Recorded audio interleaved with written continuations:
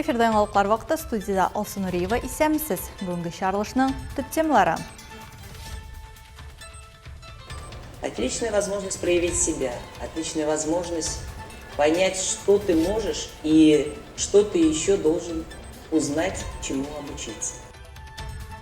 Профессияда бірінші адымдар. Әлмәттә Альмедик бүтін Россия медицина проектына йомғақ ясалды. Bana işten arayıp kaçarsak piyasa evi. Manda muzika gitti. Bir işittim de. Notu kaminetem eyleli. İşler anlarısın işlerimiz. Biz dersin de işlerler. Evde çıkıp ezerek deyip alamız. Жей көйләре. Әлмәттә мәдәни мөхит проекты дәвам итә.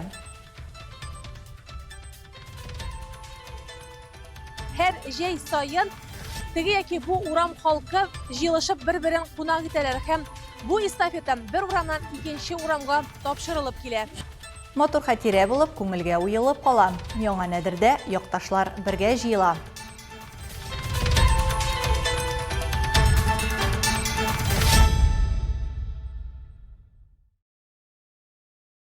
22 август Россия Федерациясы дәүләт флагы көне. Петр бер вакытында триколор беренче тапкыр дәүләт символы статусын ала. 1991 елда илнең рәсми флагына әверелә. Триколорның һәр төсе тирән мәгънә йөртә.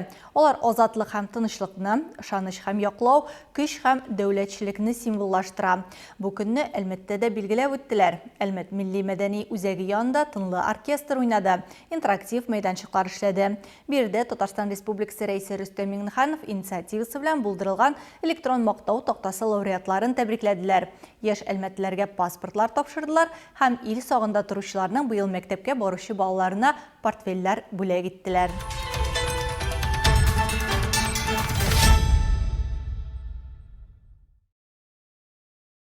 Әлмәт районында җәйге медицина десанты тәмамланды. Бір айдан артык Россияның һәм Беларусияның төрле почмакларыннан булачак табиблар поликлиникаларда һәм хастаханәләрдә эшләделәр.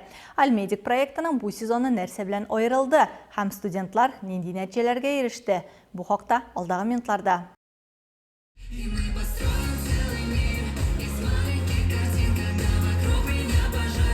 Әлмәт медицина студент отрядлары Әлмәттә үз эшләрен июль азагында башладылар. Аларның составына 23 медицина студенты керә. Алар Россиянең 8 регионнан һәм Беларусиядан килгәннәр. Бу сезонның төп аермасы катнашчыларның беренче тапкыр үзләрен участок табиб-терапевты итеп сынап карый алуларында. Шулай ук алар палата шәфкать туташлары, фельдшер, санитар һәм хуҗалык хезмәтләре хезмәткәрләре булып эшли. Проект профессиональ үсеш һәм тирән тәҗрибә алу өчен мөһим ди Алина Мухитанова. Ул Әстерхан медицина университетында дәвалау эше юнәлеше буенча укый. Практика вакытында 3-нче поликлиникада терапевт булып үзен сынап карый. Город чистый, красивый, очень приятный такой. Шәһәр чиста, мотор, ял итәргә мөмкин булган урын булды минем өчен. Хастаханә җитәкчеләре бик ошады. Барысы да яхшы каршы алды, өйрәтте, сорауларга җавап бирде. Гомумән медицина үзе монда бик үсеш алган. Сама медицина тут очень видно, что развита и очень прикольно, интересно, классно. Медицинский отряд «Салютем» имени Хасанова Расыха Мирзазяновича. Оештыручылар сүзләренчә, Альмедик хастаханәләргә ярдәм генә түгел, өчен кадрлар лифты. Күп кенә студентлар мондый практикадан соң Татарстанда эшләргә тәкъдим ала. Мы с вами увидели уже в деле настоящих патриотов, людей, преданных делу, людей, которые знают, что и зачем выбрали в своей жизни. Отличная возможность проявить себя, отличная возможность понять, что ты можешь и что ты еще должен узнать, чему обучиться. Практика вакытында студентлар отряды 450-дән артык эш сменасы уздыра. Яшь белгечләрдән 7000-дән артык пациент квалификацияле ярдәм ала. Районның сәламәтлек саклау системасы өчен бу җәйге чорда җитди ярдәм. Проект нәтиҗәләре буенча иң яхшы катнашчылар билгеләнә. Бурные аплодисменты.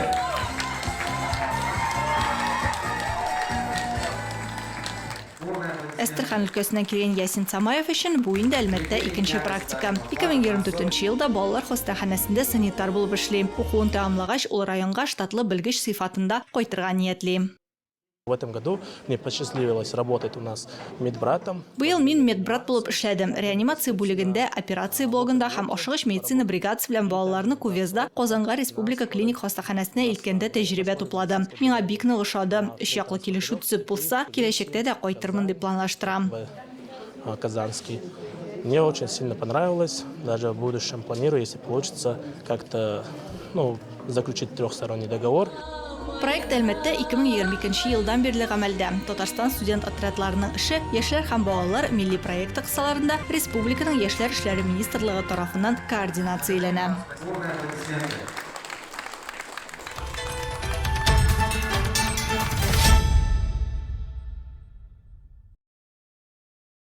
Республиканың көньяк көнчыгышында Татнефть компаниясының шәһәрнең мәдәни мөхите проектын гамәлгә ашыру дәвам итә.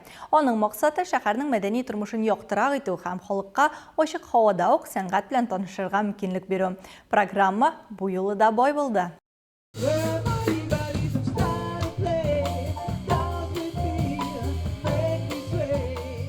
Балалар өчен анимация программасы иҗади остаханәләр, тере музыка 2026 елда шәһәрнең мәдәни мохите проекты Татарстанның 13 торак пунктында гамәлгә ашырыла. Әлмәт, Түбән Кама, Азнакай, Баулы, Бөгелмә, Алабуга, Нурлат, Лениногорск, Аксубай, Җәлил, Актүбә бистәләре, Ширмешән һәм Мәлбәгыш авыллары. Шәһәрнең мәдәни мохите күркәм гадәт буенча җомга һәм шимбә кичләренең иң истә кала торган бизәге булуын дәвам итә. Әлмәттә ул бер юлы берничә җәмәгать киңлегендә уза. Комсомол паркы бу юлы Татарстанның атказанган артисты Лилия Чугунова һәм аның иҗатташ дуслары өчен җәйге сәхнәгә әверелде.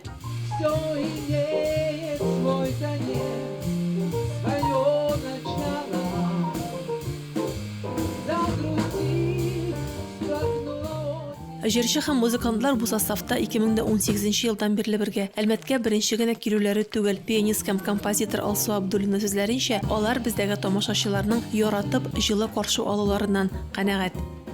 Нам нравится такой отклик наших зрителей на концертах, когда они начинают танцевать, когда они, когда им задаешь вопросы, они отвечают, то есть очень так активно участвуют в самом концерте, поэтому это нам придает такую дополнительную энергию и кураж.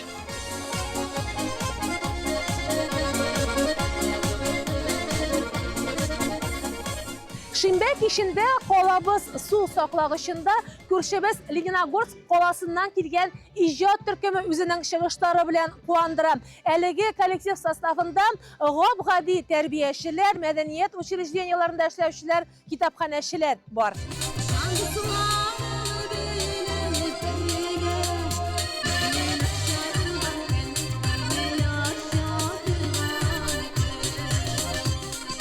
Регина Гайзатуллина балалар бакчасында музыка буенча педагог булып эшли. Буш вакытларында үзешчән театрда уйный, җырларга ярата. Әлеге проектка ул иҗатташ дуслары белән быел кушылган. Инде Ширмешән, Әлмәт, Баулы шәһәрләрендә булдык. Концертыбызда инде татарча, рус телендә матур җырлар яңгырый. Бергәләп күңел ачабыз, җырлыйбыз, биебез. Командабыз бик тулы безнең. Анда инде Ләйсән Шамсуарова, безнең оста җырчыбыз, Татьяна Бутинова, үзенең рус телендә җырлары белән халыкны сөендерә. Безнең иң оста баянчыбыз Рөстәм Медиатов, үзенең матур көйләре белән халыкны биетә, күңелен күрә.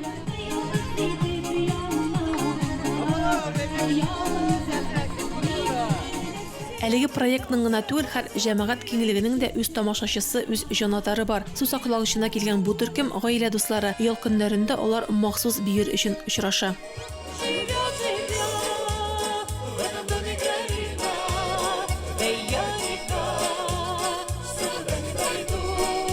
Бана işten arap koyarsak piyatçısı evi. Manda muzika gitti. Bir işittim de. Notu kaminetem eyleli.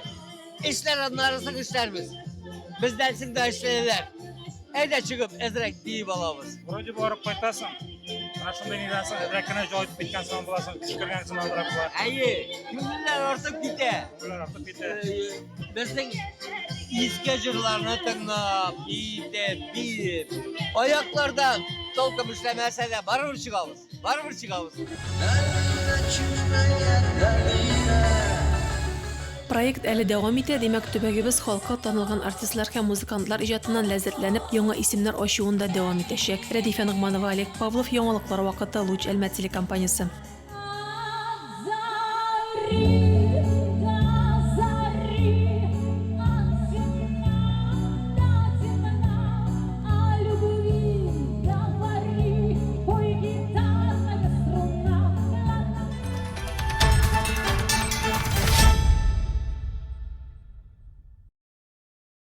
Республика олларында да күңелле шаралар уза тора. Чираттагысы яңа Нәдердә булды.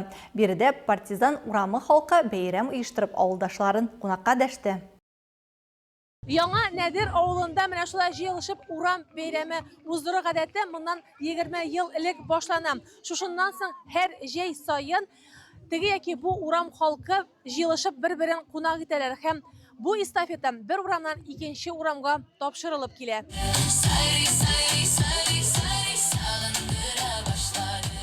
Быелгы бәйрәм хуҗалары партизаннар урамында яшәүчеләр. Кичкенә генә бу урам 1720 кешелек авылдагы 16 урамның берсе. Бу традиция безнең 2006 елдан башланып китте. Урам бәйрәме аны дәверендә алда эшләгән авыл советы җирлеге башлыгы Гөлсирин Рашитовна заманында башланган әйбер. Беренче тапкыр Ришная урамында узды. Шушылай елга буенда бик күңелле табигать кочагында узды. Һәм менә шушы традиция елда дәвам итә. Елга бер тапкыр уздырабыз.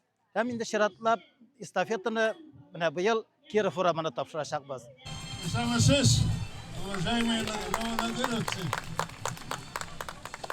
Чараның рәсми өлешендә район ветераннар советы рәисе Владимир Яшанин да катнашты. Ул Татарстанда хәрби батырлык һәм хезмәт фидакарлыгы елы уңаеннан авыл активистларына бүләкләр тапшырды. Аннан эстафетаны яңа Нәдер үзешчәннәре дәвам итте. Биредә олылар да, кешеләр дә үз талантларын күрсәтте.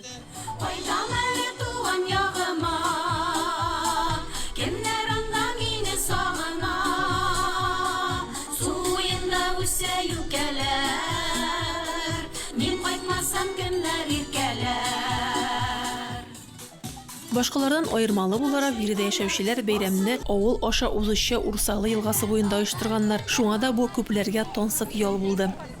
Нәдер авылында 78 елдан бирле яшим, үзем туым белән, тормышлыем белән Кәширнеке. Шунда 78 елда келин булып төшкән идем. 20 елдан артык медпунктта балалар, медсестра булып эшләдем, балалар шуннан хәзер лаяк ялга чыктым инде. Өйдә оныклар белән утырам, балалар белән утырам. Ничек сезгә бүгенге бәйрәм? Бүгенге бәйрәм бик ошый. Безнең авылда бу традиция һәр елны үткәрәләр, бик күңелле булып уза. Бу Сабантуй кебек. Кичкенә Сабантуй дип әйтергә дә була бит. Бик күңелле менә, бик матур, бик ошый. Бәйрәмгә җыелган һәркем үз авылының матурлыгы, төзеклегенә соклануын яшерми. Мин 58 елда туган, шушы Нәдер авылында. Шушы авылның мәктәбен бетердем. Аннан соң Казанда авиация институтын бетердем. Башта армияда булдым. Аннан соң Әлмәткә кайтып, төрмәдә эшләдем. Безнең авылның лиләре, хуҗалары и безнең депутатлар бик кешеләр булдылар. Алар безнең авылны төзекләндерүгә бик зур өлеш керттеләр. Хәзер менә шул лиләрнең лиен күрәбез инде. Безнең авыллар чиста, бөтен җирдә һәр бер сакрыкта асфальт. Бу Әлмәт районында, наверное, Татарстанда лиләр юктыр. Бердәм уңган булган яңа Нәдер авылы халкы кунакчыллыгы белән дә аерылып тора. Бу юлы да партизан урамында яшәүчеләр кунакларын учак ризыгы белән сыйладылар. Аның өчен Илдус Абыгәрәев җаваплы итеп билгеләнгән. Башта байымын салдык инде. Аннан соң я тушонка, аннан кергән карабудайны, аннан соң кергән су үстәп, бути. Штинде, Сез дә урам бәйрәмнәре ел саен шулай була. Ел саен сез җавап бирәсезме шунда ризык өчен? Бирәбез инде, бирми кая барасың инде. Авылның ни бит активы. Бөтен эш миндә, төрҗәккә. Авылдашлар очрашуы милли уеннар белән дәвам итте. Рәдифә Нигъманова, Олег Павлов, яңалыклар вакыты, Луч Әлмәт телекомпаниясе.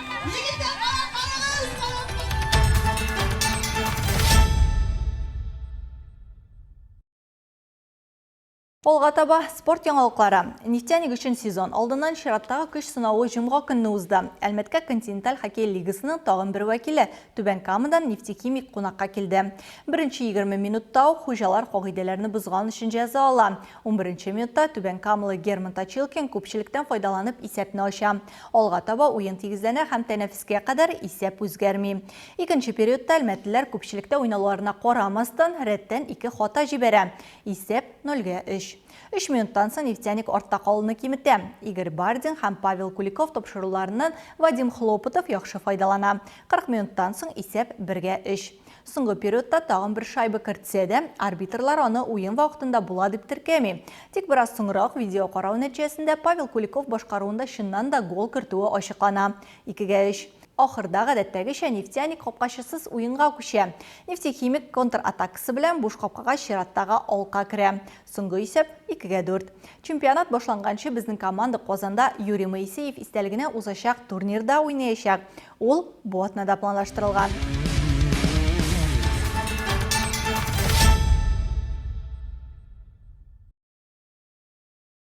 Луч телеканалының 35 жылғы оңайынан бүлеклер ілешу бізіне дәуам етәбіз. Алдағысын ең яқшы кешкі ош деп атарға бұлдық. Бұйылы партнерларыбыз білән бірлікте қолабызың жәмәғат тұқланы нұқталарының бірсіне 2000 сумлық сертификат ойнатабыз. Қотнашу шартлары ғоди. Телекомпания біздің Макс каналына һәм ВКонтакте түркіміне yazылығыз. Һәм экрандарыңыздағы сылтама ұстындағы Қотнашам түймесіне басығыз. Бірінші жеңуші бұл жұмға сағат 12-де белгілі болашақ. Искәрті бұтек, біздің ең қызықлы сюжетларыбыз рәсми аккаунтларыбызда орнаштырыла. Мұндан тыш сіз өзіңізде яңалықлар, актуаль оқиғалар һәм проблемалар белән ортаклаша аласыз. Мұның үшін экрандарыңыздағы сылтама буенча күшәргә мөмкин. Төбәгебез өчен сыйфатлы һәм мөһим яңалыкларны бергә булдырыйк. Бүгінгі шарылышта шулар иде. Мин Алсу Нуриева һәм монтаж операторы Динара Гайнетдинова. Сезнең белән сау булашабыз. Исән-имин булыгыз.